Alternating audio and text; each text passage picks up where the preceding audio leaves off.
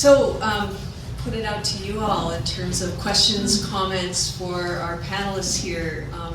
Pretty wide-ranging topics, but also really fantastic in terms of, thank you all. That was some really, really great stuff to think about. Marc-Andre. Just so everyone can hear, you might as well. My question is to Valerie, and it's in relation to the valley here. It's a bit probably a trick question. If you don't know the answer, it's okay. It's a pretty sort of modified valley in terms of pollinators and plants. This used to be just a big floodplain. How do you work with that, and how do you restore to historical, or, I mean, maybe there's no way to restore the historical, but how do you move forward? I've had a lot of questions, people phoning, oh, can we plant some milkweed? And I'd love to tell them, yes, please do, but I'm reluctant to do it because we know of so many stories, but... we know so many stories. Yeah, no comment. No, it's a really hard question. So, and I don't know in the valley if actually milkweed is historically occurring here. So, is it a native plant to the Creston Valley? I don't know. It's certainly up and down the East Kootenay, and it's very spotty in the West Kootenay. But certainly from a climate change perspective, there's no reason why it couldn't be here, and there's no reason why monarchs wouldn't find it, because they're pretty freaking amazing at finding it. When I found them, the monarchs at Syringa Provincial Park in 2015, it was like, I was just blown away. It's like this tiny little isolated patch, probably 40 kilometers from the nearest patch of milkweed, and yet there was an adult monarch laying eggs on the milkweed, right? So they have this amazing system of finding it, and it is really the one thing we can do for monarchs.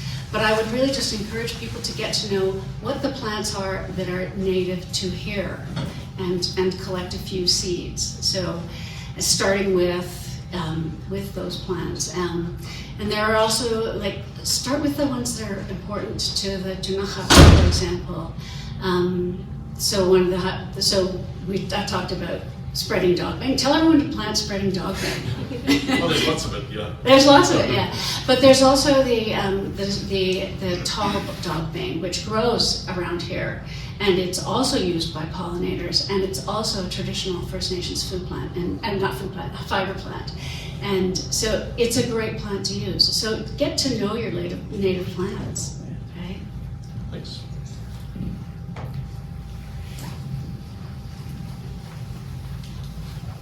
And then we'll go to you, Mike. Thank you, Valerie. That was the most inspiring talk. Thank you.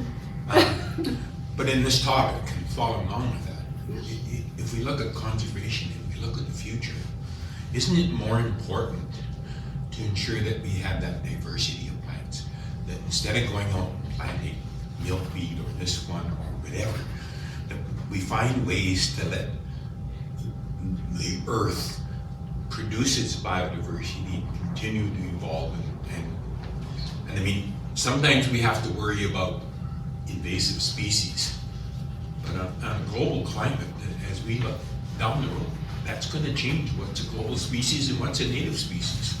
Absolutely. And so just making natural processes work is important.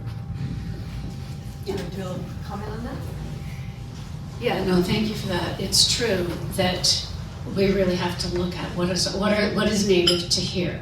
And that's, when I talk about seed collection, it's about collecting the seeds that have been produced by that interaction, that contains the knowledge. The seed contains the knowledge of the land, of the chemistry of that soil, of the climate, and of the interaction with the pollinator. So that's why collecting local seeds and reproducing those seeds is critically important. And the diversity that's around it, it's immense. So go collect a few seeds, plant them, and that's how you do it, right?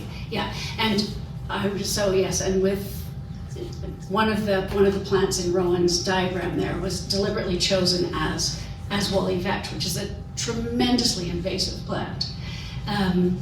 It's also available and is used in our roadside reclamation mixes, which I think is a freaking horror story. As was reed canary grass. I mean, it's a weed because we bred it to be a weed, right? So the question of invasive species is tremendously complex, especially as we go into an uncertain future. And many of these invasive species are well integrated into these pollination networks. And so if you're thinking about removing knapweed, for example, which is used by hundreds of pollinators, his Rowan's diagrams from this year will show knapweed more thoroughly. You have to think of what's flowering that will provide nutrition to those bees at the same time, so that they also get pollinated, so that they set seeds, so that they replace the knapweed. So you can't just remove knapweed. You have to then replace it with locally adapted plants. So yeah, that's probably enough. I can ramble about this for days. To wrap it up. Mike Yeah. had a question? Nope, maybe the last two questions here. Okay, go ahead, Mike, or Dave. Can you say it, or do you need a mic? Yeah, no, I'm fine. Okay. It's questions for Greg. Found your talks very interesting, being working in forest industry all my life. But a couple of thoughts was the late Ian Jack once told me that on the mile-long hill near Radium is the most northern bullpine, and underneath it grows the most northern prickly pear cactus. And obviously, I think that also means our local bobcats. That's probably the most northerly area that they go into. But my question would be, depending on what you say, is as we get climate change now, are the bullpine going to move north, and therefore the habitat for bobcats, etc., move north, or is it going to go the other way around? Are we going to lose the bullpine and remain with that Douglas fir forest that's north of that area? Yeah, I think you'll clearly see an expansion northward of ponderosa pine. The timeline might be what's at play there. So if we have catastrophic fires, I think you might see it happen sooner. If we keep these stands in their persistent state, it could take a really long time. Like, we need the droughts to kill the trees and allow ponderosa pine to move further north at that point.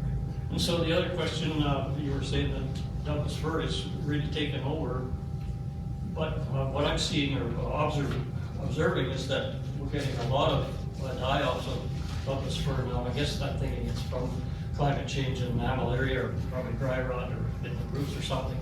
But it's huge areas of Douglas fir not dying off. How does that correlate to what you were talking about? Yeah, I think, so the stands I sampled and what I presented it's just relevant to the stands that I sampled. So there are over 800 stems per hectare, and these are dense, really dense stands. But that being said, I think the droughts that we're experiencing are going to affect all the trees. There's so much more Douglas fir that I don't think it'll overcome them, but you will see big numbers of them dying off. In these stands, it's really the shade intolerant species that I think will go quicker if the conditions persist, and the droughts will hammer them just as bad.